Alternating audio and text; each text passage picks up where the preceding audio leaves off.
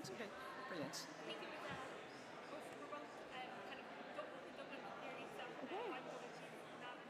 Great. Oh, good. Good stuff. Okay.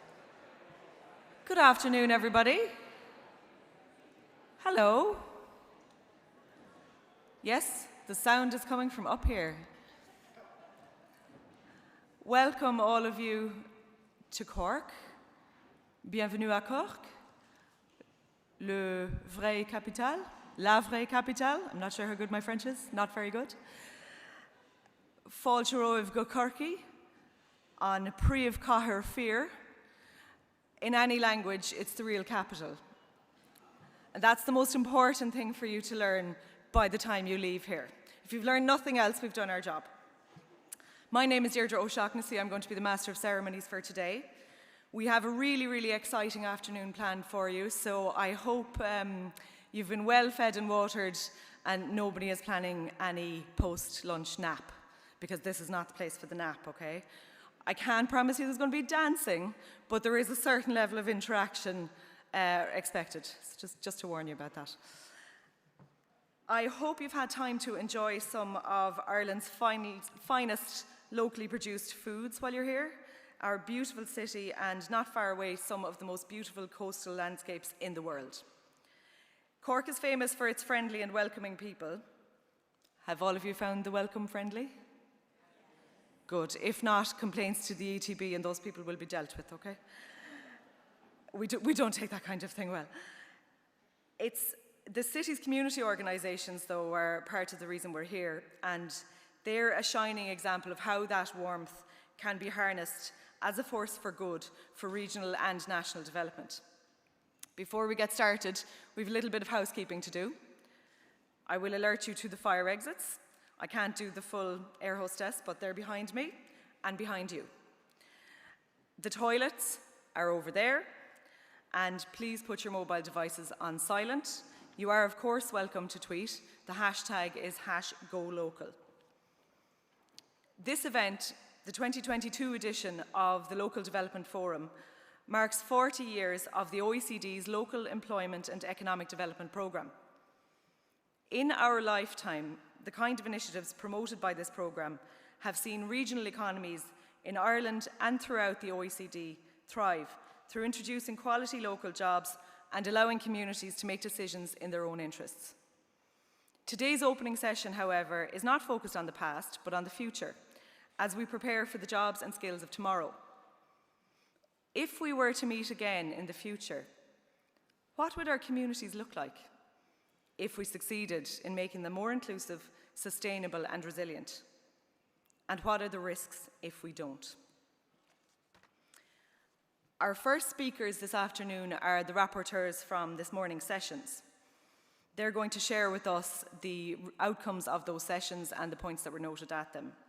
Could you please welcome to the stage Karen Maguire, Head of Division, Local Employment, Skills and Social Innovation, Centre for Entrepreneurship, SMEs, Regions and Cities, OECD, and Jeffrey Finkel, former President and CEO of the International Economic Development Council and consultant.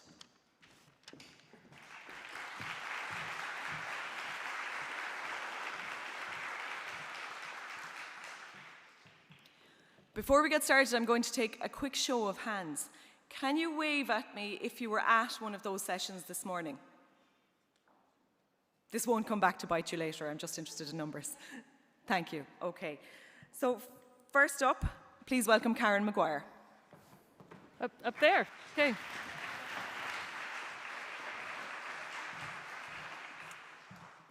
Okay, well, pleasure to be here. Deirdre was saying I should mention, of course, that I do have heritage from Cork. My name is Maguire. I just wanted to say first, it's great to be here to celebrate this 40th of the Local Employment Economic Development Program, and you'll hear in a minute from our Deputy Secretary General a little bit more about the special role of the LEAD program here in the OECD. But I did really want to thank our host for bringing us here today. Cork City Council, Cork County Council, the Cork Education and Training Board, Munster Technological University, University College Cork, the Cork Chamber of Commerce, and Solus. I think this all means that you guys really work together, because that's quite a number of partners. So we're really pleased to be here in a place where partnership is so important. Just a little feedback we had a meeting this morning, and we had countries from around the world, both physically here in Cork and virtually via Zoom, which I think all of us now know very well. And we had this 3-hour meeting led by our chair, who is actually the chief executive of the Cork Education Training Board, Dennis Leamy. And we are really about how national ministries and main streets can come together through the directing committee that met this morning, through the local development forum that Jeff will be reporting back on, all with this common cause of thinking about how to create good jobs and great places. So 3-hour discussion, many country interventions, just a few highlights, because I know we have a busy day, and and maybe some of the colleagues might even want to jump in and fill in some of the suggestions that they made this morning. But first I just wanted to highlight, of course, discussions about the global trends with local impacts, in particular affecting our different regions and communities, from the COVID recovery to the war of aggression in Ukraine, to rising inflation and fuel prices that are all sort of in the background framing our context. And we heard a lot about, for example, countries like Poland, where millions of women and children are crossing the border, and men are crossing the border back, really having an impact on human lives across borders. Even here in Cork, I think a lot of welcoming of displaced people. Another point I just really wanted to highlight was that the future is here today. This really came up as we're thinking about future-proofing our systems. There were discussions about the younger generations. Many of the people that are helping to shape the future, they're young today, they're here, they have the spirit, and they're looking how to change it. Countries are looking at how to capitalize on that, how to support entrepreneurship and their role in ensuring that the world that they inherit is what they deserve. And countries like Morocco and South Africa talked a lot about how they are addressing the challenges also for their youth population. Other countries are looking at aging, and we heard, for example, from Japan about how they need to think about lifelong learning, and we all need to think about lifelong learning with a much longer age span. And you add on top of that the green and digital transitions, which are here with us today. OECD data shows around half of jobs are subject to significant change in the short to medium term. COVID has accelerated that, and we all need to step up and ramp up our different skill systems to meet that need. And some interesting points were made as well about how this really is a two-way street. So these megatrends, green and digital, affecting local labor markets, but then our employment and skill systems, how are they affecting the way megatrends are playing out? If we don't have enough people trained up to meet the needs of the digital transitions, of the green transitions, we're slowing down, in some cases, the pace of progress that we need to make. And lots of exciting examples, like from Austria, and how the private sector and labor foundations are really helping to fill that gap, or how trade unions are really part of the solution and rethinking how we go about these things.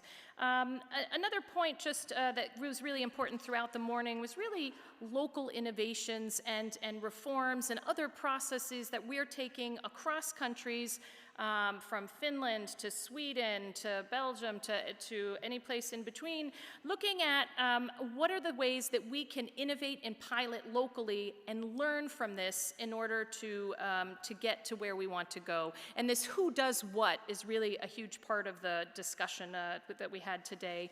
And then maybe just a final point on leveraging local assets. This is something that we all try to think about. What can we do to better capitalize on what every community has? And lots of countries are looking at different ways to do that, whether it's the leveling up agenda in the United Kingdom, whether it's the use of the social economy. We heard from so many countries this morning: Spain, France, Croatia, Bulgaria, Ireland, Colombia, all these places looking at how the social economy, community-based organizations, how they can all contribute to making our communities a better place for well-being, for work integration, greening, all sorts of really exciting assets that they can bring to the table. And maybe just to close here, I'm from the Boston area. Tip O'Neill was a famous Irish-American politician who wrote a book, All Politics is Local, and I think, you know, we had a lot of great discussions about how a lot of the knowledge is local, a lot of the solutions are local, and the challenge is how ministries can capitalize on that in order to make it happen globally. So over the next 3 days, you'll have an opportunity to explore a lot of these questions in the plenary sessions and interactive workshops and the networking, and we also look forward to the deep dives of the different stories here in Cork where they have interesting local solutions to share. So thanks again for being part of this discussion, and we look forward to taking all this back with us to the OECD at the end of the 3 days. Thanks a lot, Deirdre.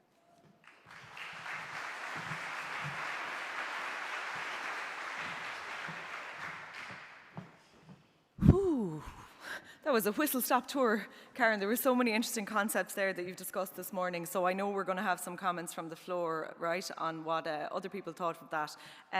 Jeff also is going to report back from this morning's session. I'm interested in hearing where you differ. Please welcome Jeffrey Finkel.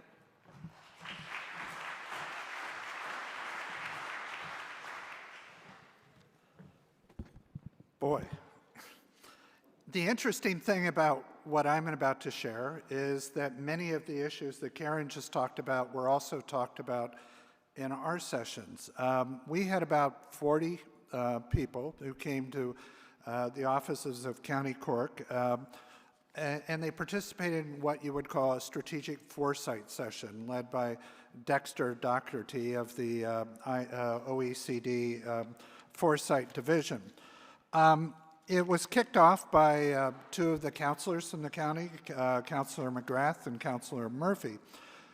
At the end of the day, the Foresight Group at OECD has about 30 disruptions, they would call them, and we selected 6 to talk about during our session today.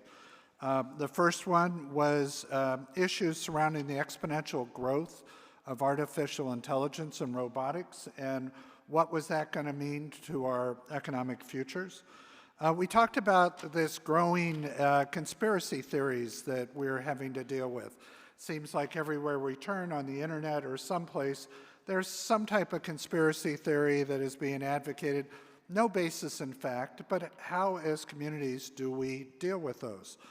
Third, we discussed a divided world, and the disruption that the Dexter brought to us was a divided world where the economies of the US and the economies of China and the politics of both of those places were creating great divisions in the world, and how did we go about dealing with those? We had a fun session that was dealing with human well-being. There are people that are pressing quality of life more than they are economic growth within their communities, and how do we address those issues? And then we had 2 environmental issues. One was built on a supposition that because of carbon capture, we are able to speed up the elimination of carbon in our environment and maybe deal with global climate change a little quicker. And the other one was all of these technologies that we're investing in that deal with the global climate issues, they fail, or they don't proceed in the way that we needed them to in order to prevent some real difficult issues. Well, you could see this intellectual spinning that was going on in the room. Let me give you some quick conclusions. They are not by issue necessarily. There were significant generational differences as we approach some of those issues.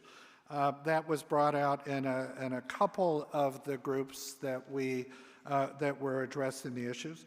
2 of the groups addressed issues around the circular economy and how that is going to be a growing interest in communities.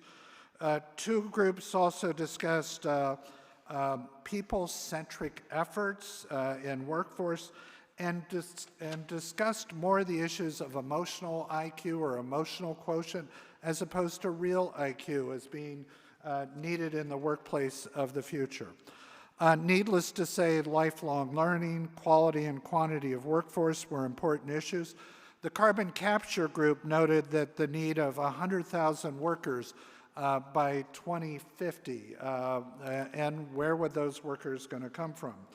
The group dealing with technology, not dealing with our climate issues, made a plea to say we cannot fail, we will lose trust if we fail, but it also noted that, that there's going to be a great need of capital investment, and both the public and the private sector need to work together to deal with those. Our group dealing with economic discord based a couple questions. The economic discord between China and the U.S. Should we resolve the issue? And they thought that there may be some practicality issues around that, but they should also noted that if we did not deal with it, there were implications around students attending international universities, tourism, but also maybe countries needed to think about reshoring. Our group on conspiracy chaos, providing calamity, noted that there have always been conspiracy theories. They didn't say going back to Adam and Eve, but you can understand that there have been conspiracy theories also.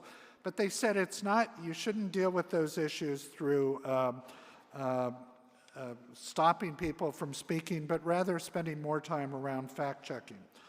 And finally, some of the other conclusions were discussed included dealing with childcare, focus on more maker spaces, dealing with the urban-rural divide, teaching resiliency to people who may have many jobs or even separate careers during their lifetime. As you can see, during that short time we were together today, we addressed lots of issues, and many of which I'm sure the LEAD program at the OECD talks about currently and will want to talk about again in the future. Thank you very much.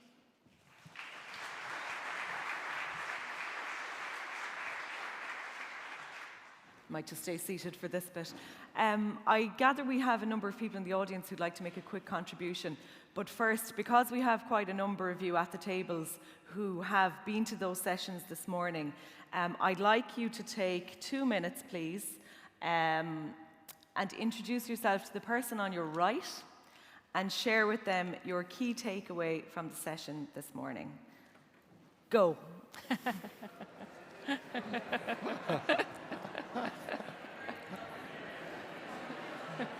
We often say in news that all of human life is there, but I think you've got every problem, all of them.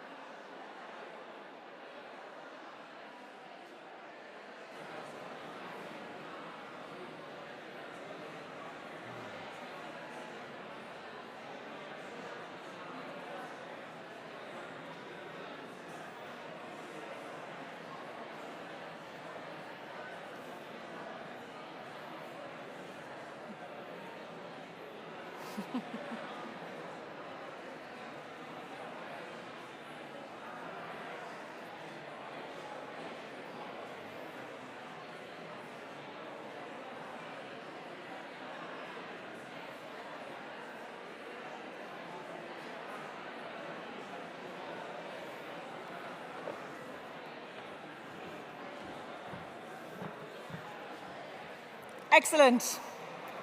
Your 2 minutes is up. Is this going to be difficult? I don't have a wine glass, unfortunately. Your 2 minutes is up, so I'm going to take some points from the floor. I hope you have met your colleague to your left and possibly also to your right, and you will have the opportunity to resume that discussion later on at the gala dinner. Before that, though, I know there are a couple of colleagues in the audience who are anxious to report back from what they learned this morning. We might take one of those comments now, please. Any volunteers, if you'd like to put your hand up, we'll get a microphone to you. Over here, yeah. Somebody over here at this table. Oh, you're pointing at somebody else. I don't think you're allowed to volunteer somebody else. No, do we have Katya? I gather we have some audience members online as well who might like to contribute. If Katya is there taking the online comments. Yes, indeed, where I joined by online audience and people keep joining and where there are quite many, but they're still listening in. So no questions so far. No questions so far, okay. Am I going to have to let you back to talking to each other, or do we have a comment in the audience? They just want to talk to each other. I think we have one lady here. Yeah, hello. No, I identified the one I volunteered. Oh, you're bringing the microphone. Thank you, hello. I'm game to play for sure. So well-being was our topic. Excuse me here, turn around a little bit. Just in terms of Jeff, first of all, I'm just so impressed. Jeff did a remarkable job capturing an hour's worth of discussion from a very varied group of people. One of the things that we looked to almost immediately was, of course, well-being, very, very positive, and ultimately inevitable that this becomes more of a focus.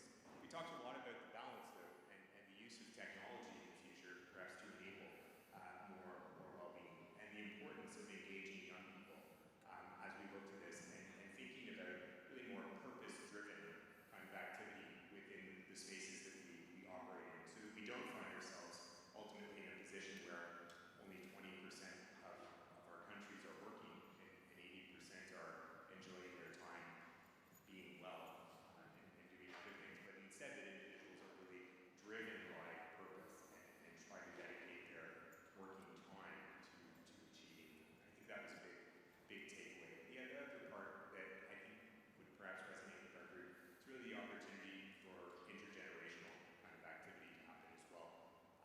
Well-being focused economies where we see the potential for people to work perhaps longer, but also the opportunity to spend more time really with succession and bringing young people into the environment.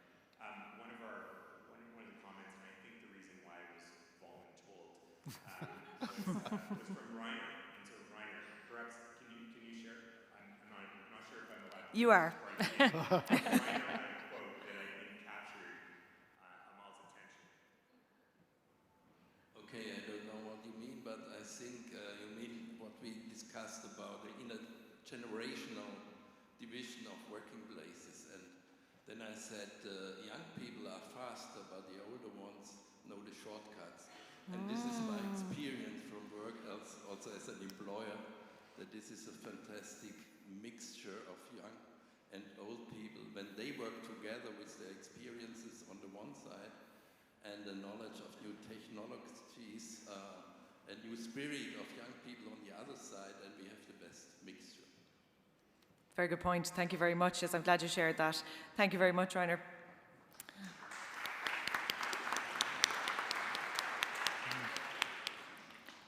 Do we have somebody else who'd like to share from the floor? They're all gone very quiet. Very quiet altogether. I think that point about intergenerational workplaces is very interesting, particularly since COVID, isn't it? I don't know, did that come up with you this morning, Karen or Jeffrey?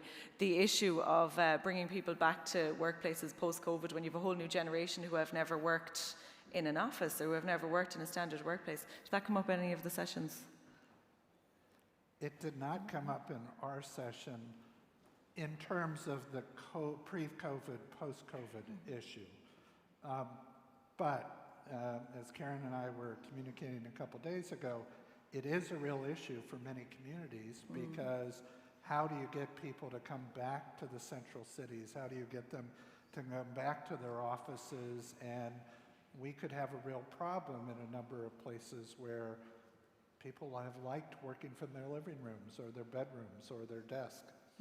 And then I certainly know that we have here the issue of sort of small towns now competing with bigger cities for that, because you have the local shops that were dying are now not dying, and you have that kind of tension between city centres and regional areas. If anybody else would like to share from the sessions this morning, this is your opportunity, because we are expecting the Taoiseach to arrive very shortly. So there's someone waving over here. Yeah. Hi, so Jerry Johnson. I am from California.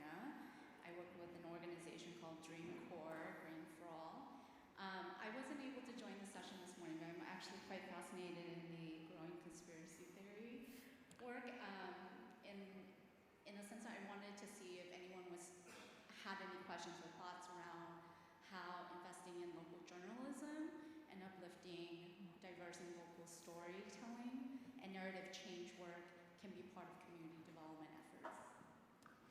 Peter, do you want to, you were in that group, do you mind sharing some of the outcomes from them this morning? He's over here. Thank you.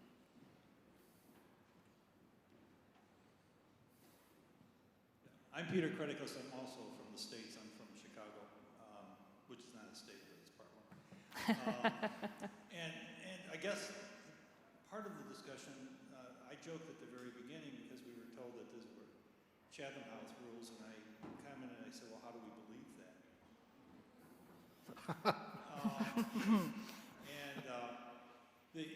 But the point of that joke and most of our conversation was around the issue of facts and what's believed, and as Jeff said, the idea of misinformation and conspiracy theories has been with us as long as there's been conversations.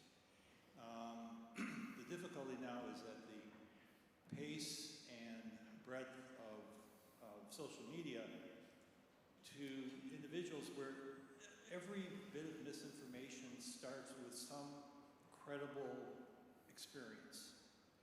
And then it builds from that experience, and it builds that experience in a way that people who share that initial thought then get sort of wrapped into that experience and to the conspiracy. So it's credible. It's very credible from the beginning. And the difficulty we were talking about is how do you pierce that? How do you get it so that where people are talking only amongst themselves and reinforcing what they already believe, to listen to other points of view? We didn't talk about journalism. We did talk about the role of local governments as credible purveyors of and trusted purveyors of information and thought. But their political systems get to be different. So in the United States, we elect people for school boards, library boards, you name it. And we are seeing in many communities, those who have conspiracy, who buy into a particular theory, are running for those boards. And they're winning in many instances. And so the idea that you have a trusted source in government may not be the case in some places in the States. In Europe, because you have a professional, technocratic tradition, that serves as a more trusted source, and one that people will continue to listen to. But the point is, it isn't the conversation out, or it isn't the statement of quote facts, whether they're real or not. It's whether the people that you're communicating with will listen to that. And that's where the breakdown seems to be, and that's where the chaos comes from conspiracy theories. It's on the listening side, not on the telling side. Thank you very much. Was that fair, my group? I hope so. They'll have to take it up with you later if it wasn't. Thank you very much for sharing that, Peter, and thank you to Karen and Jeff for sharing their insights from this morning's sessions with us. Please give them a round of applause. Thank you, so just stay back there. We can move, sorry. Our next speakers hardly need an introduction. They are An Taoiseach Micheál Martin and the Deputy Secretary General of the OECD, Jeffrey Schlagenhaupt. Micheál Martin, who is just about to join us, was born just a kilometre or so from here in Turner's Cross, Cork. He attended UCC, where he achieved a BA degree, having previously served as Lord Mayor of Cork and in various cabinet positions, including health, foreign affairs, enterprise, trade and employment, and education. He became Taoiseach, that's Taoiseach, for those of you who might need instruction, which is Prime Minister of Ireland in June 2020. We're honoured to have him with us today.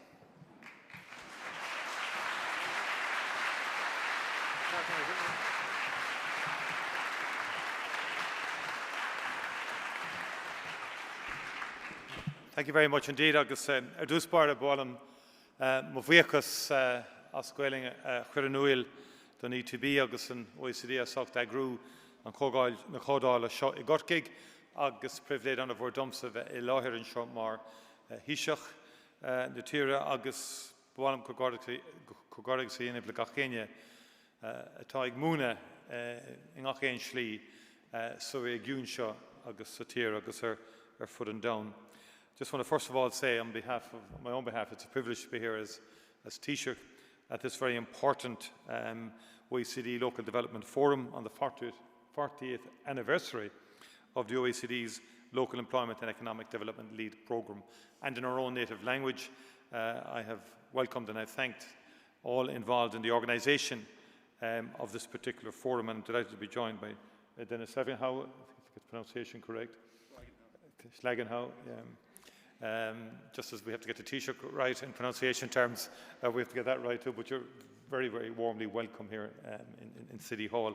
And also Dennis Leamy, and in terms of the CEO of the ETB, and Patrick in terms of the chairperson. I thank you for your facilitation of this. To say at the outset that the concept here is the linking of education, industry and skills and employment overall. And to say that I speak first of all as a teacher. Before I came into political life, I was a teacher at second level, history and the Irish language, among other subjects. And to me, that when we talk about developing a region economically or a nation economically, investment in human capital remains the foundation stone to enable us to do that.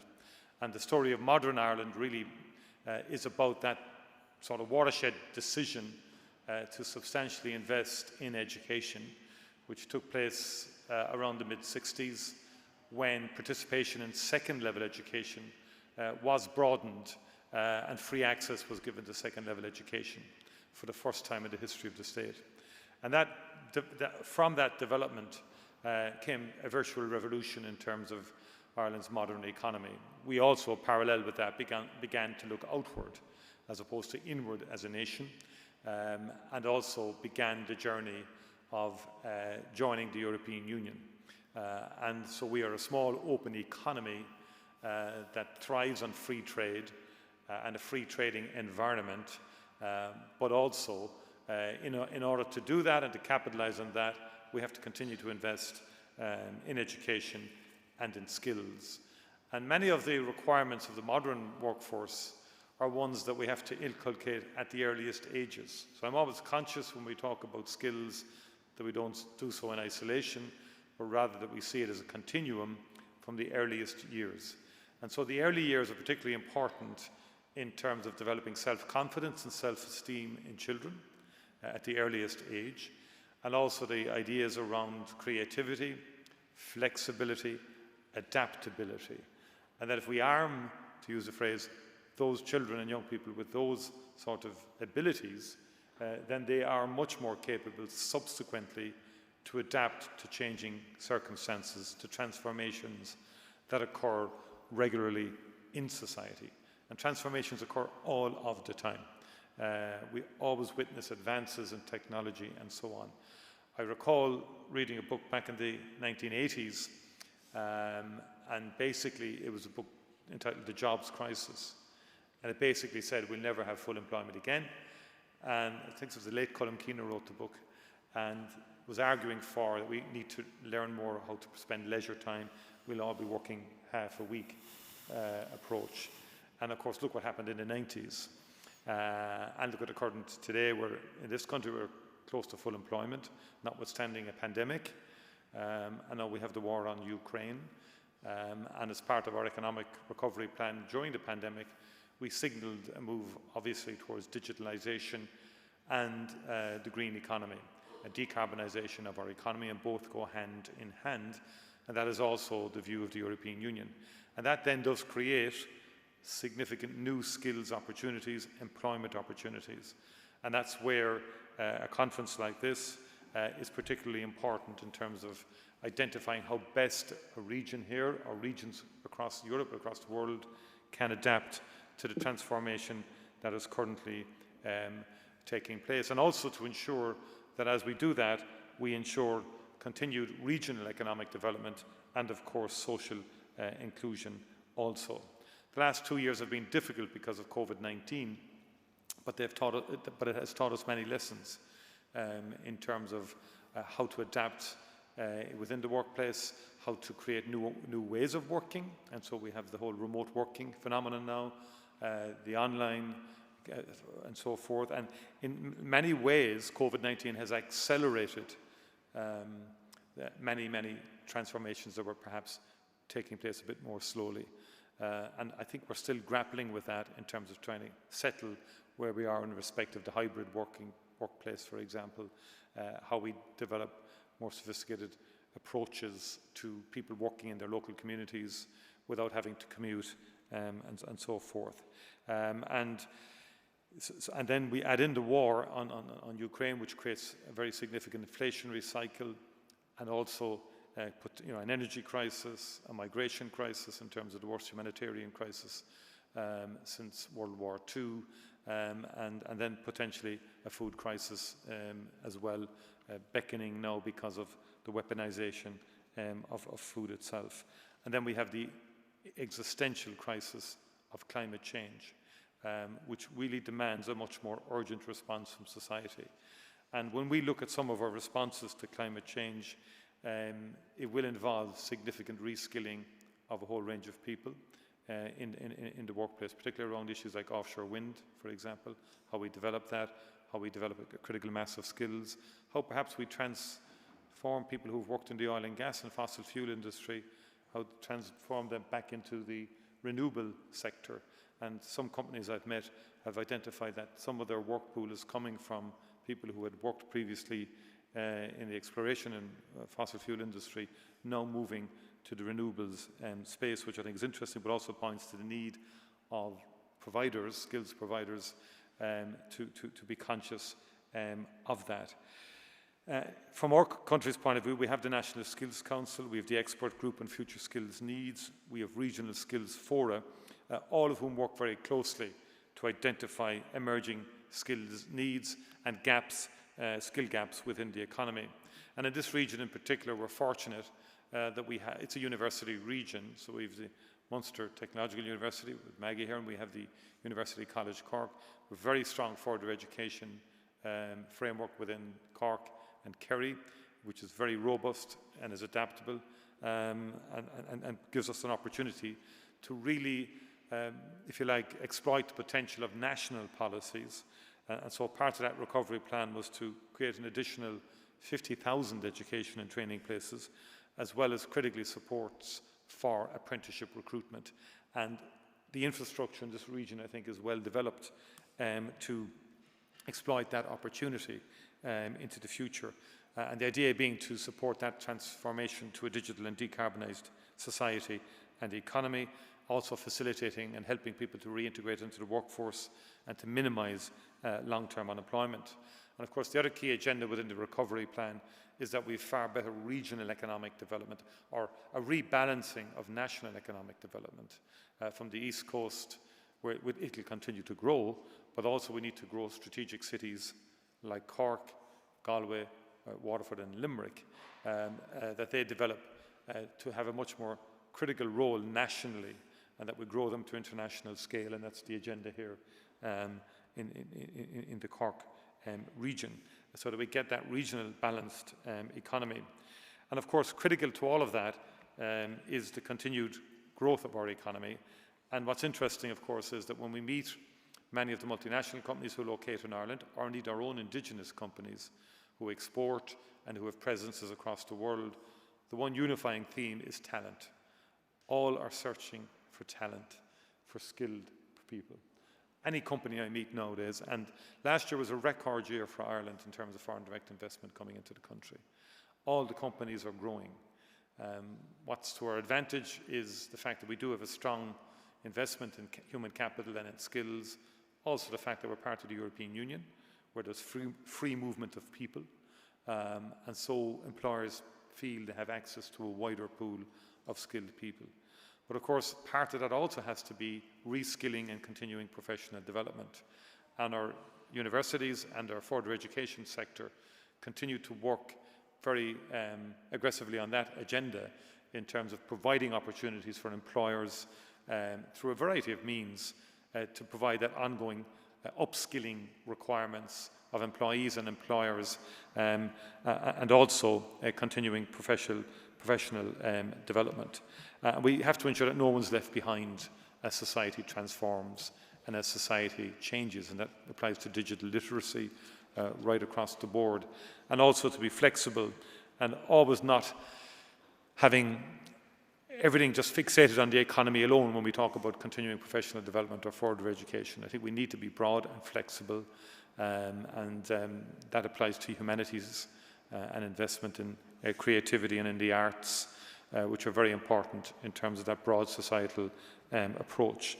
We have a good funding mechanism through the National Training Fund, SkillNet Ireland, Springboard, Solace and so on, Explore Digital Skills, a whole range and plethora of provision that will assist in that regard. But what is key is to nurture continuously the partnership between industry and academia, or industry and education. And I've been struck that I think the new apprenticeship model is working well. The incentives to employers to take on apprentices is working particularly well, and numbers are up significantly on apprenticeships. And the idea that the Minister Harris brought forward in terms of apprenticeships now being on the CEO forms and so forth, I think was a very important breakthrough, and really giving equality of status to apprenticeships as to any other particular programme. And in the construction sector alone, the trades are up now 30%. We're also conscious of our national social enterprise policy, which creates a framework for the development of social enterprise and social innovation in Ireland. And we will continue to support that sector, again, through investment in staff, in human capital, teaching, learning, mentoring, and research. And we're very conscious, and we did participate recently in the OECD advisory group working to develop the draft recommendations on the social and solidarity economy and social innovation. We see this as a very significant milestone for the OECD in supporting the development of social innovation and the social economy. We see significant potential for growth in social enterprises in terms of their scale and, above all, in terms of their impact in years ahead. I've already referenced the need to decarbonise our society and the consequential skills needs of doing that, of being able to do that, from construction to renewable energy. We have to now work very hard to make sure we can provide the necessary skill sets to people to enable them to deliver on what's required. Funding is being provided, but if you take, for example, the National Retrofitting Programme, it's the largest ever contemplated within the state. It's unprecedented.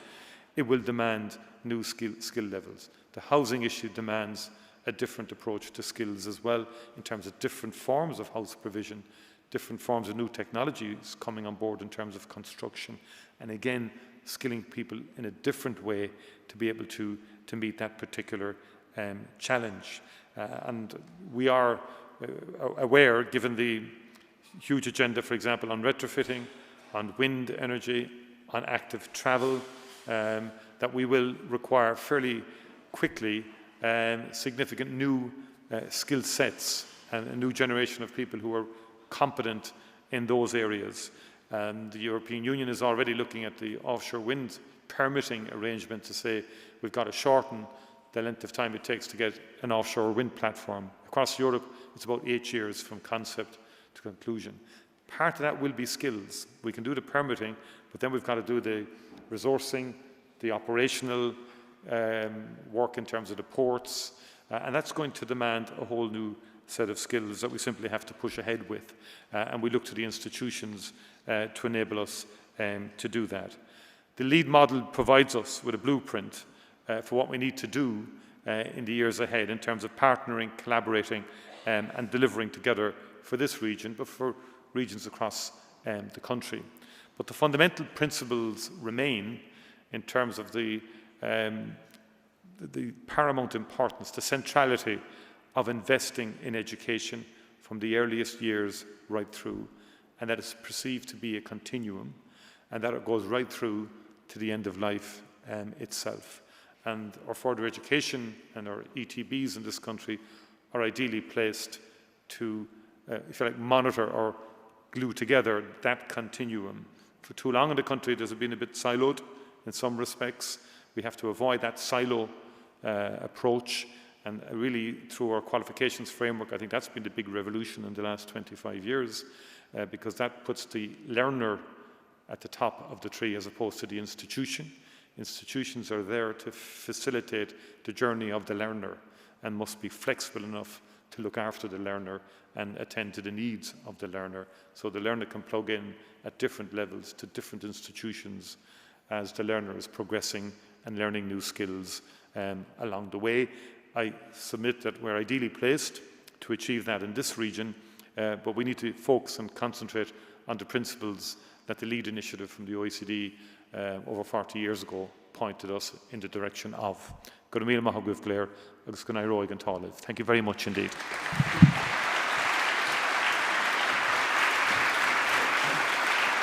Thank you, Peter.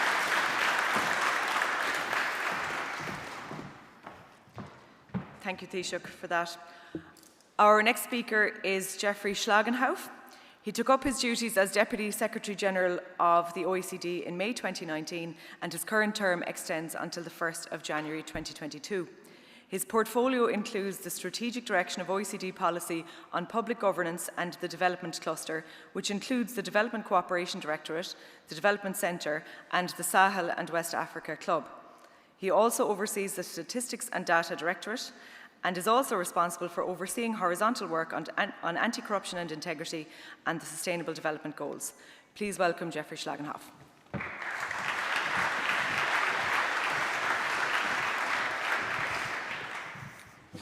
Taoiseach, ministers, delegates, colleagues.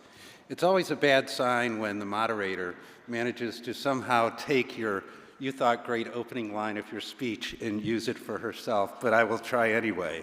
And say it's a great pleasure to be here today in what many refer to as the real capital of Ireland, and have so many of its hometown heroes with us today.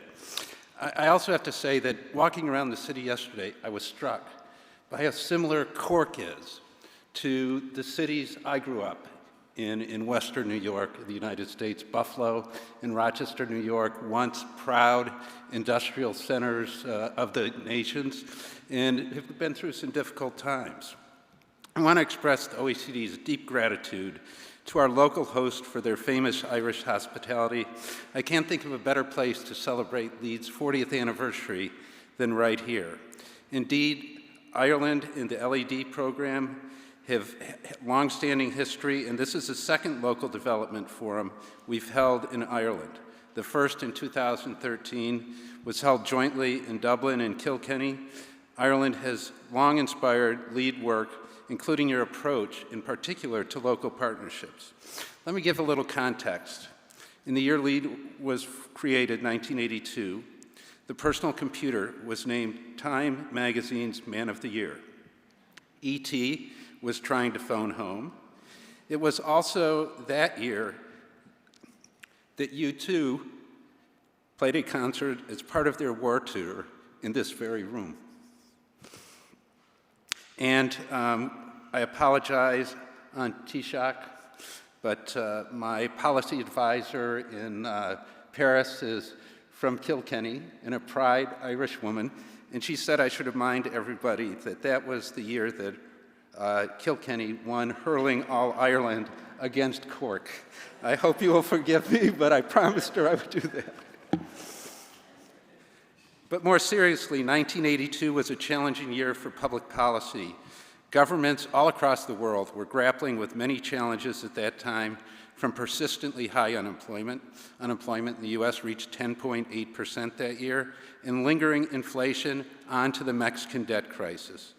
Last week, the OECD Ministerial Council meeting, or our MCM, convened as we once again find ourselves in turbulent times. Russia's unjustifiable, unprovoked, and illegal war of aggression against Ukraine has shaken the world.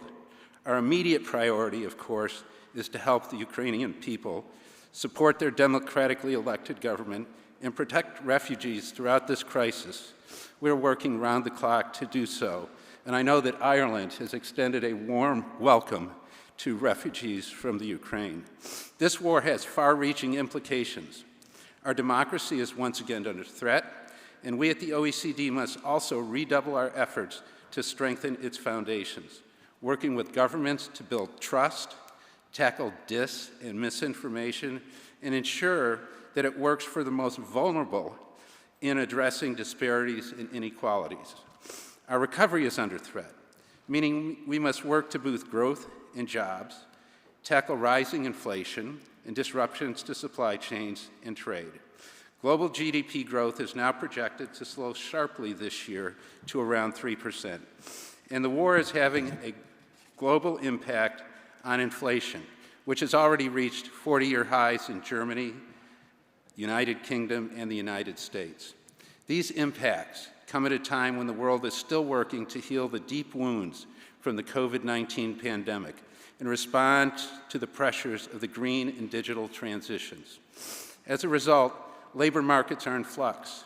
While unemployment rates remain low, policymakers are grappling with issues of pay, skills gaps, and mismatches, insecure work, and the Great Resignation. At the OECD Ministerial Council meeting, the OECD adopted new recommendations to support governments in addressing these issues, including the first recommendation on the social and solidarity economy and social innovation, to boost the role of the social economy in addressing COVID-19, supporting Ukrainian refugees, and building long-term resilience. This was the product of this committee, the lead committee, which is overseeing this forum. The OECD Ministerial Council meeting also welcomed the OECD's first recommendations on SMEs and entrepreneurship policy to support governments, to boost prospects small businesses have, and create jobs. I've spoken of many global issues, but we know, these issues have very different local impacts.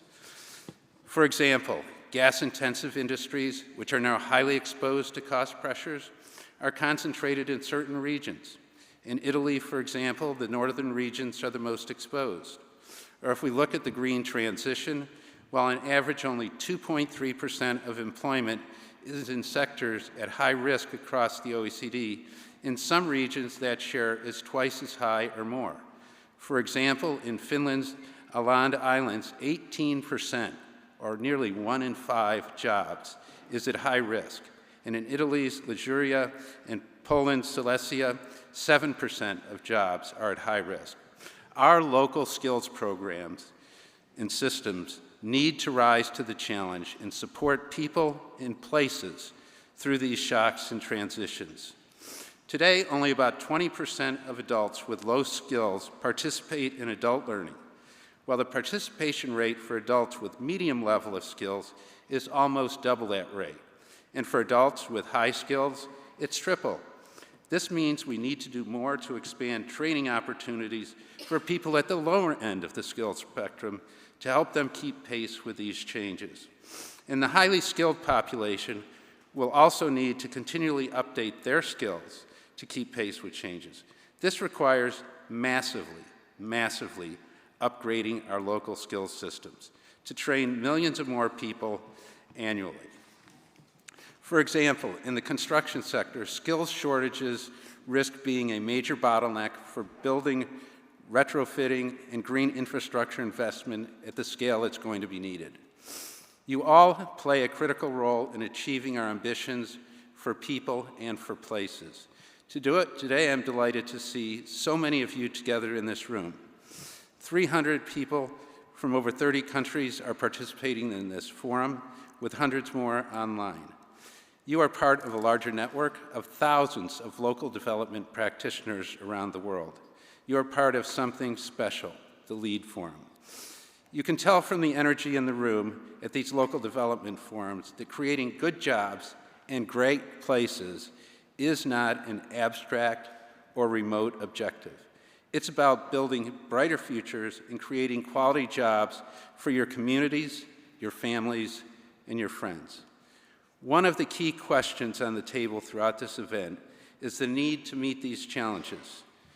Do we need to do more of the same? Or is it time for a game changer, a change in paradigm? You'll return to this question in the closing session on Friday, but if you'll indulge me in shifting the narrative from U2 to ABBA, I would answer both. ABBA broke up in 1982, the same year LEAD was created, and as many of you know, they recently reunited as holograms at a concert in London to a crowd of 3,000 people. So from 1982 to now, ABBA has delivered both more of the same and a change in the game. That's how they have stayed relevant, and I think the answer will apply to all of us. Over the next several days, we'll hear how some places are putting their own unique spins on the standard local development toolbox. From Cork's own success stories to the Basque Country's turnaround story, including the role of competitiveness policies in the cooperative movement, to how Trento, Italy is integrating remote working into its local development strategy. We at the OECD will be keeping our ears and our eyes open for inspiration and ideas that come from stories such as these that we can bring back to Paris to feed our own work. And I hope you will do the same as well. Thank you for the opportunity to join you. It's a great privilege.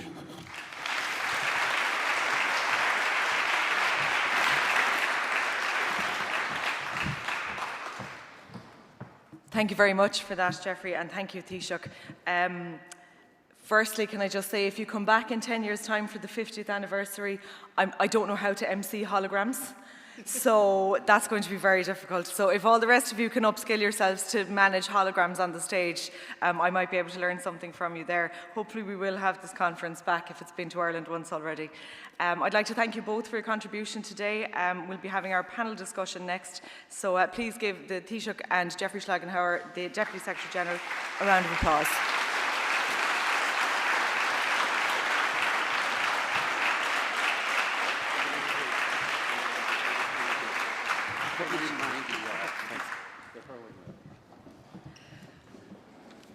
A huge amount to take in there, I think, and as there has been throughout the session and earlier today, it's no wonder there's been such a buzz of energy in the room when there are so many high-level concepts being discussed and considered. The holograms might be a step too far for me anyway. I'm not sure about the rest of you. There's going to be a lot of upskilling needed for that. I'm not sure how the AV guys are going to tackle that. You'll have to think about that for the next time. Our next item on the agenda today, in a very busy agenda, is a panel discussion in relation to the challenges around preparing workers, firms and communities for the future, and also how to get there and what we need to do to get there. So I'm going to move from the podium. We have our panellists on the screen. You can still hear me, I think. Yeah. Our panellists for this session, I am going to introduce to you now, once I can find their biographies. Apologies. Our panellists for this session, we have 3 panellists on this one. They come from a diverse range of sectors around the world. I'd like to welcome Tiziano Treu, who is the President of the National Council for Economics and Labour of Italy. Welcome. Thank you. Thank you. You can hear me? Yes. Okay. I'd like to welcome also Ruth Passerman, who is the Director of Funds, Programming and Implementation, Director General for Employment, Social Affairs and Inclusion from the European Commission. Welcome, Ruth. Thank you. And I'd also like to welcome Karim Isbayen, Director of International Cooperation and Partnerships, Minister of Economic Inclusion, Small Business, Employment and Skills from Morocco. Welcome.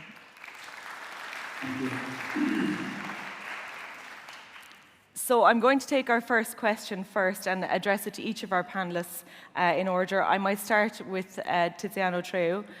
What are the biggest challenges we have to prepare workers, firms and communities for the future? And what worries you the most? Oh, thank you. Well, I'll start with the second part of the question. I am worried that the transitions that are with us, the green and digital transition, will not have a positive impact on employment. But of course, this is a challenge, depends on our policies, And what can we do to maximize the potential of these two transitions? Judging from what I see, from the European initiatives, the various national recovery plans, I see that the opportunities are there because unprecedented amount of resources are devoted to investing in innovation.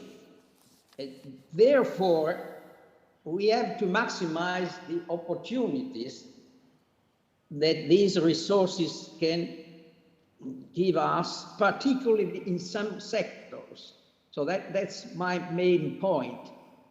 We should direct the resources and investments in those sectors within the two major transitions, which are able to produce good jobs and possibly in a sufficient quantity to counterbalance the loss of jobs, which will certainly be provoked by new technologies in other sectors. So the major opportunities, in my view, and what I can see from various European countries, and it's mentioned also in your papers, is one side, the care economy, needs of assistance to people, particularly old people. On one side, the whole area of social economy is fertile ground for new jobs. And second, which is less frequently mentioned, is what we call maintenance economy. Our territories, our cities are old, and so we have many points of investments mentioned in the European funds to move for a massive mass urban renewal and prevention of territorial degradation. So these are sectors where we can really reassure workers and communities that there will be a future for work in spite of many provisions, many analysis, predictive analysis, which are, on the contrary, imagining the end of work. So this is my main point. We have the opportunities. We must be consistent, direct the investments to those areas and instruments which can create good jobs. And of course, this involves the responsibility of many actors, the public institutions, of course, the social parties, but also, particularly, the local communities. In Italy, we have, in many areas, figured out social pacts, local pacts, to create ecosystems, what they call, precisely to maximize the resources of the communities to provoke, to create good jobs and accompany people, thousands of people from sectors which are declining due to these transitions towards sectors and enterprises which are, on the contrary, growing in their potentials of jobs. So this, I think, is a major commitment for the future years of the recovery plans, which, as you know, have a 4-5 year span. Thank you. Some very interesting points there. I'm particularly taken by your point on the maintenance economy. That feeds nicely into the green agenda, doesn't it? They say the house you have is the most eco-friendly one, and likewise the car you already have. So plenty of jobs needed in maintaining our existing infrastructure, as you say. Ruth Passerman, I'm going to address the same question to you. What are the biggest challenges we have in preparing workers, firms and communities for the future? Hello, good afternoon. Well, I think we all agree that the big challenges for the future is the green and the digital transition. I mean, this is, you know, the main agenda of this commission since 2019. Unfortunately, on top of that, we have had two new major challenges. One has been COVID, which has forced us, as was mentioned by previous speakers, to change the way we work, the way we organize life, and perhaps has made us also more resilient in a way, because we also had to be quite creative, I think, on different solutions to make sure that we didn't leave people behind. And now, overall, Europe is coming out of COVID quite quickly, actually. I mean, employment rates and unemployment rates are back to what they were in the last quarter of 2019. But now we have other major issues, which I think answers the question of what worries you the most concerning the war in Ukraine. And this will have is already having quite serious consequences in Europe because of the of refugees from Ukraine, because of energy prices, because of food prices, and so on. Of course, our feeling is both for COVID, and in a way, COVID has accelerated the need but also the actual digital transition. And unfortunately, the war in Ukraine is accelerating, unfortunately, and I depend on to say it, but it's certainly not a good cause, is accelerating the green transition. And this is the new, our new blueprint, let's put it that way. We think we need to accelerate the green transition. And the issue of the green transition, I completely align with the comments made by President Preo before me, both the fact that we need to accompany people. Some sectors will be very heavily affected. The Deputy Secretary General also mentioned that. And this is also linked to some regions and particular territories. And of course, we have to assist in particular those territories and those people in the transition. But I just wanted, so I completely agree with them, and there is a need to look at skills. The green skills have the advantage of not being only sort of high-level skills. There's a lot of medium-level skills which are needed. So it's not only, you know, it is about reskilling, but it's not necessarily about everybody having to have university degrees, just to make it short. So that's actually a good thing. The possibility of creating a lot of good medium-level jobs if we manage it well.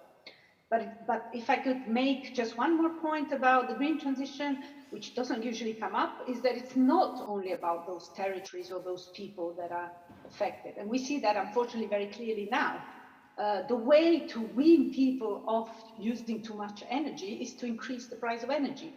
And the increase of the price of energy is going to be a cost for everybody. And we feel it all. We are all now squeezed for it.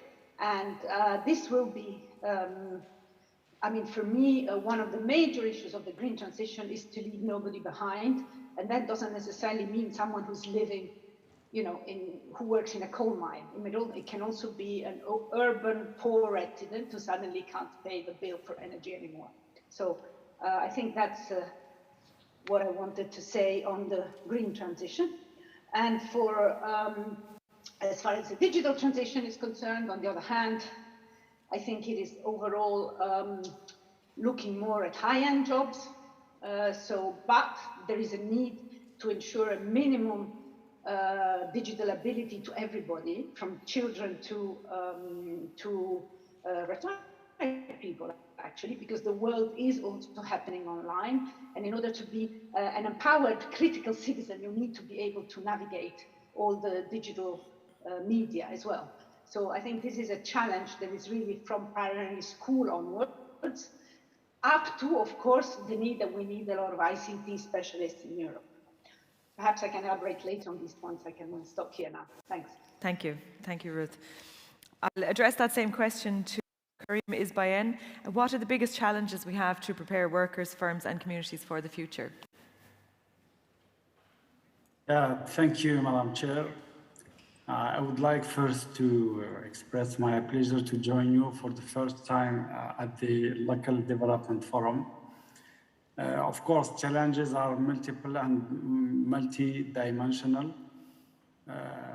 I think the nature of work has been changing through the impact of technological change, social transformation, the green transition, and the impact of COVID-19 pandemic. However, there is still a pressing need for job creation and decent work for all, including fair wages, decent work times, social protection for all are essential conditions for sustainable and inclusive growth. The digital transition needs to be fair and just, as well as economically sound and environmentally responsible. For example, we need to make the most of jobs creating potential of digital platform while ensuring that digital platform workers have decent jobs.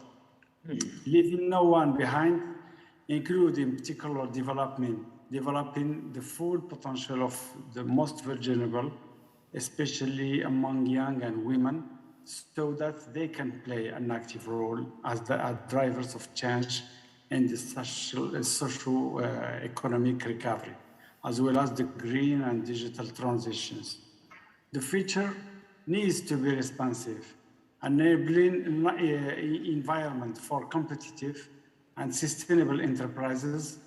An increase of productivity are key areas that may contribute to employment creation and reducing inequalities. The challenge is in the transition toward more digital, green, resilient and inclusive societies and competitive economy require the engagement of all. The role of civil society is crucial to achieve a just transition with benefit to all. One of the key conditions of success of strategy to smart, inclusive and sustainable growth is the quality, continuity and regularity of social consultation between government authorities and the social partner organization. I think I will express any other ideas if I have a minute time there. Thank you. Thank you very much. Thank you. Now, I'm afraid I'm not going to get to our second part of the panel discussion because we are under a little bit of pressure for time, but I would like very much to thank our panellists today, President of the National Council for Economics and Labour in Italy, Tiziano Treu, Ruth Passerman, Director of Funds, Programming and Implementation, Director General for Employment, Social Affairs and Inclusion, European Commission, and Karim Isbayen, Director of International Cooperation and Partnerships, Minister of Economic Inclusion, Small Business, Employment and Skills in Morocco. Thank you all very much for participating with us today.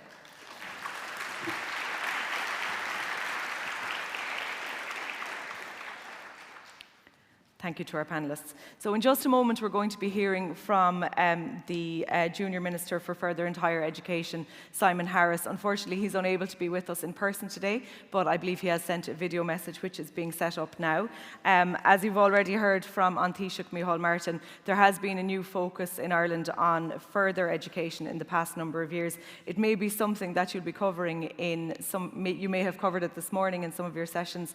I know that Dennis Leamy from Cork ETB and John Fitzgibbons from Cork ETB will be here and available to discuss that with you. It's been a very exciting transition in Ireland from a particularly academic focus on the level 8 and 9 qualification to more apprenticeship-led learning. It's something that we have envied from our European colleagues for a long time, in that they seem to produce very good bakers, for one thing, which we don't. So if any of you are running any bakery apprenticeships and you'd like to let us know about them, please tell the ETB all about them, because unfortunately we don't have them here, so our bakery products are not quite as good as you might get other places. As I'm back to the subject of food, while you are here, have any of you visited the English market? What's going on? Have you not brought them to the English market? None of you? Okay. Okay, some of you have. All right, you got your homework in early. Well, that's the one bit of homework I'm going to give you from today's session. While you are in Cork, you must visit the English market. You'll get the best locally produced food from Cork and the surrounding region, and it'll put away any misconceptions you had about Ireland being a country where people drink a lot but don't eat. We eat as well. and hopefully you'll get the opportunity to do both at the gala dinner this evening. I will give you the details for that when we finish, but now I think we're going to hear from the Junior Minister, Simon Harris. Good afternoon, everyone, and thank you very much for the invitation to join you today. And thank you to Dennis Leamy for working so hard to bring this event together. I know it wasn't easy, and a huge amount of work goes into organising something like this.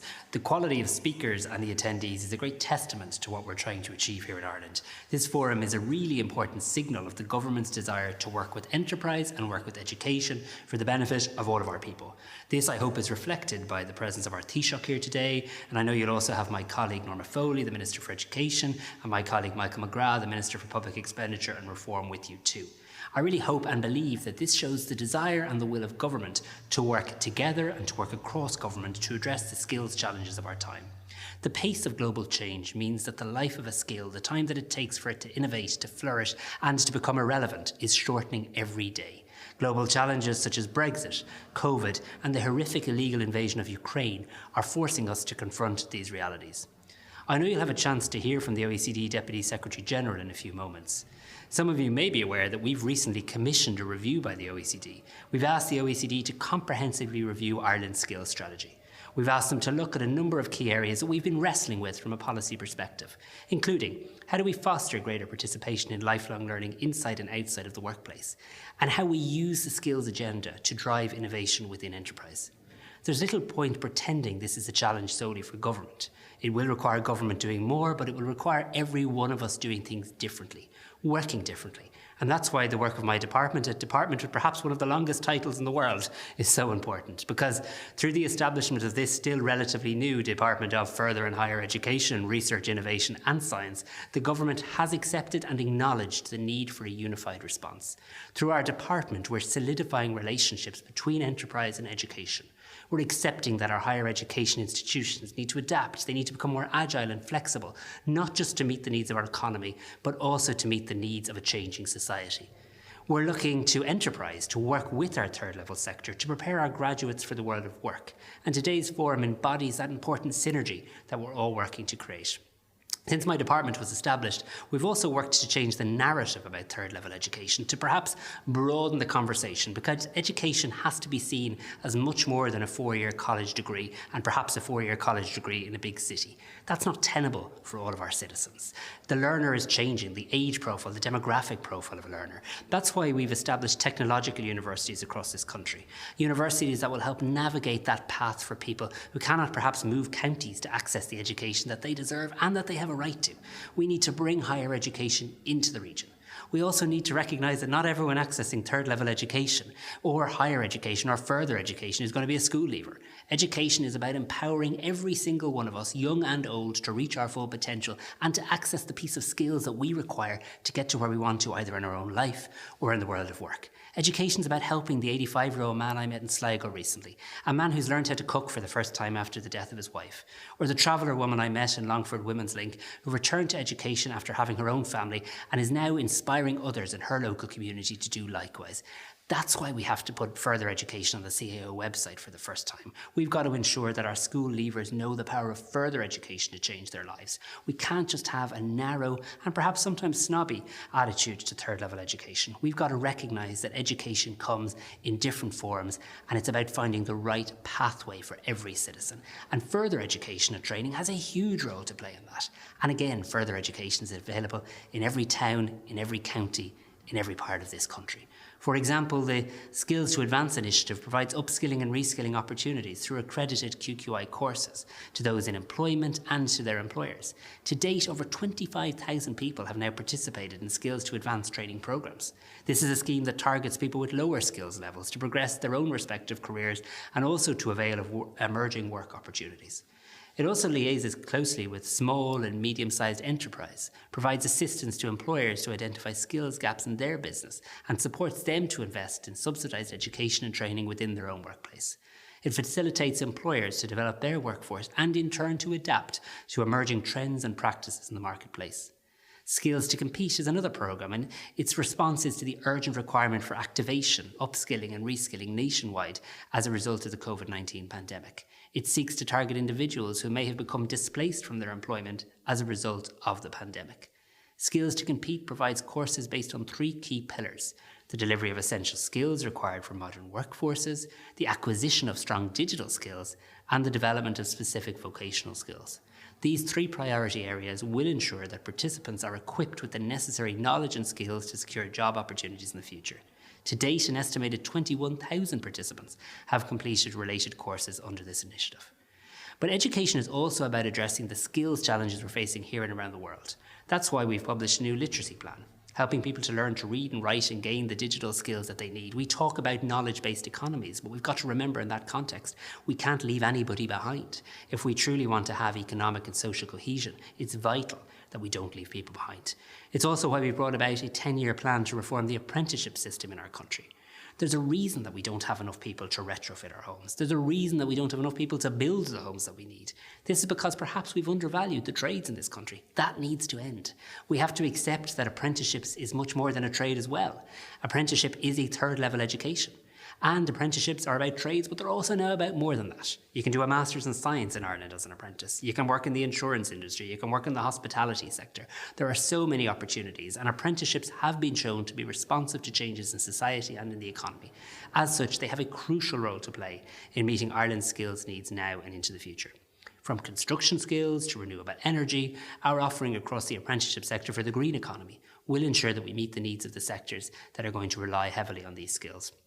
It will also create high quality and rewarding employment for those who work in the sector and will ensure a meaningful contribution to one of the greatest cross-generational challenges facing our society and our world.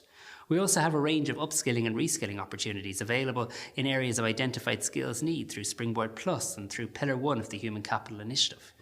In the year 22-23, over 13,000 places will be available. Over 95,000 of the courses are being delivered now in what we describe as a flexible format, which will enable more people to engage in upskilling and reskilling right across Ireland. I could go on and on, but I won't. But I just wanted to give you a flavour of the fact that education and third-level education is much more diverse than perhaps we sometimes like to discuss it. It's going to require all of us to continue education throughout our lives, not just to access education for a binary period of time. People are going to require to dip in and out of education in different ways and at different moments and for different reasons as they try to live their life and pursue their career. I know that the workshops today will discuss dismantling barriers to participating in education and training. And one of the questions we're considering is how can we support adults to participate more in learning through their lives? We're also going to examine how skills can help to drive innovation and strengthen the performance of firms. The OECD has given us a brief overview of their work at an extraordinary meeting of our National Skills Council last week. And while there are challenges, of that there are no doubt, there are also incredible opportunities to create better societies for those who come after us, cleaner, more equal, more inclusive societies. In conclusion, Ireland has long placed a value on learning. It's woven in our history. It's a part of who we are. Our education and skills system has served us well, including in recovering from the impact of austerity and the financial crisis, and more recently in the strong recovery in employment following the pandemic. But we know we must continue to adapt and change. We can't rest on our laurels, because without quality educational and upskilling and reskilling opportunities throughout the life cycle, individuals are at greater risk of precarious employment, limited access to the labour market, and of poverty and of social inclusion. Having said that, I remain confident and optimistic and hopeful about our future because I believe we have the education ecosystem, and when we couple that with the advice and expertise from the OECD, we are going to create a flexible, integrated, agile education system that serves our citizens, our societies, our economy now and into the future. Thank you for having me here today, and I wish you all the very best of luck in your discussions ahead. Gurb Míle Magadh.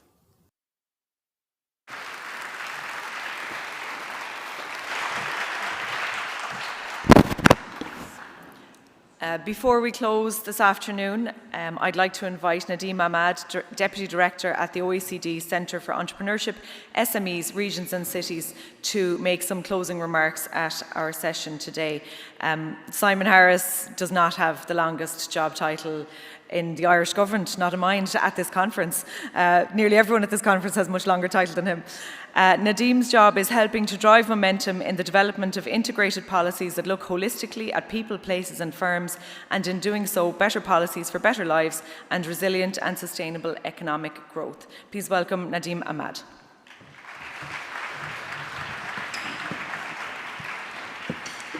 Thank you very much.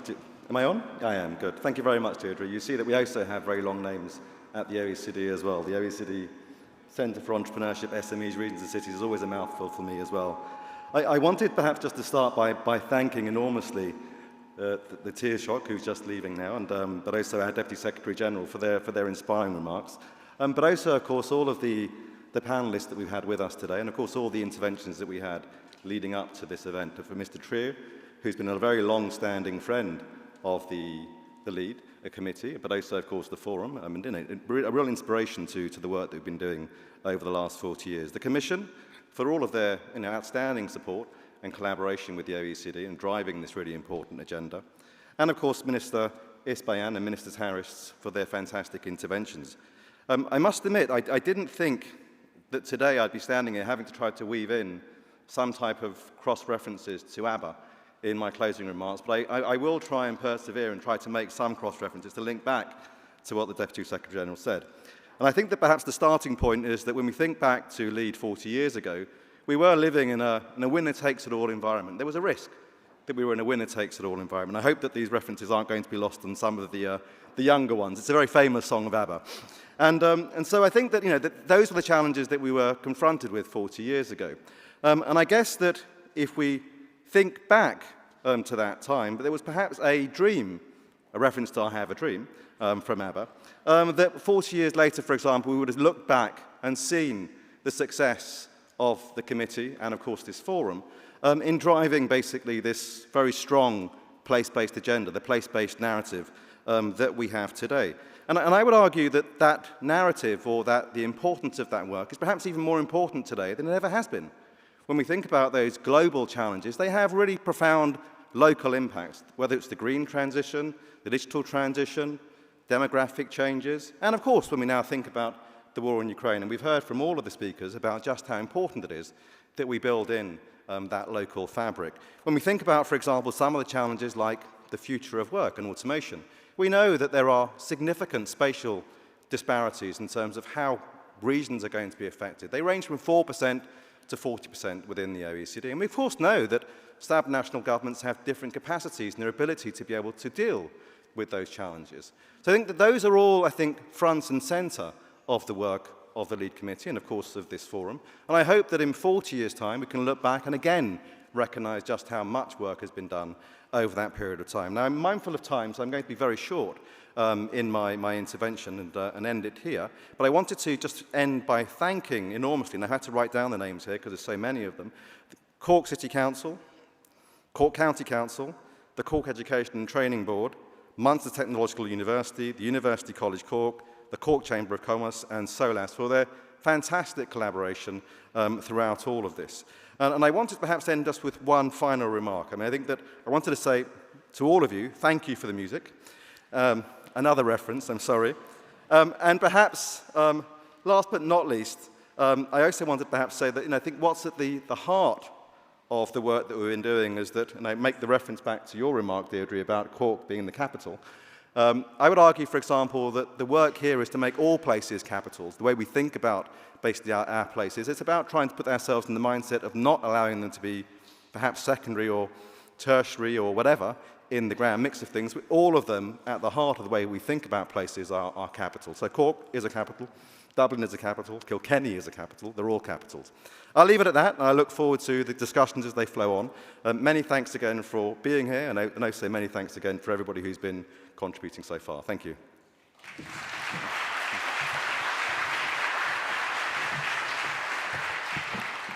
Thank you very much. I definitely can't get as many song titles into whatever I'm about to say as you did there. That was immensely skillful. Thank you all for your attendance today and for your enthusiasm and interest. It's a real pleasure to be back in a room full of energy. I think it's 2 years since I did an in-person event, and it is really good to see people who are out and about and enthusiastic attending here in person, and also to those who are watching us online. I haven't forgotten you're there as well. For the rest of your day, I gather some of you are going to be going on from here to workshops. You may be looking for directions as to how to get there, and there is a gala dinner later on. The directions for the workshops are up here behind me, so you can see if you have a green badge on your lanyard, you're going to workshop A. That's at the UCC Centre for Executive Education, which is across the river here at Laps Quay. If you are going to workshop B, that's, I think it's written in black on your lanyard because it's on a white background. That's at the MTU School of Music. That's in the auditoriums. That's just down the quay from us here at City Hall. If you're going to workshop C, that's the red one. It's blended and remote working, new tools and challenges for local jobs. That's also at the MTU Cork School of Music at the Doolin Room. And workshop D, the yellow one, is dismantling barriers to participating in education, training and employment. And that's at Morrison's Island campus, Cork College of FET, which is just across the river as well. Now, you don't need to remember all of those directions, because when you go out the door at the back of the hall here, there will be somebody with the correct colour t-shirt matching the lanyard and matching that colour, and also, I think, with a little flagpole. So you can follow that person to your next destination. Thank you all very much for your attendance, and make sure you go to the market. Thank you.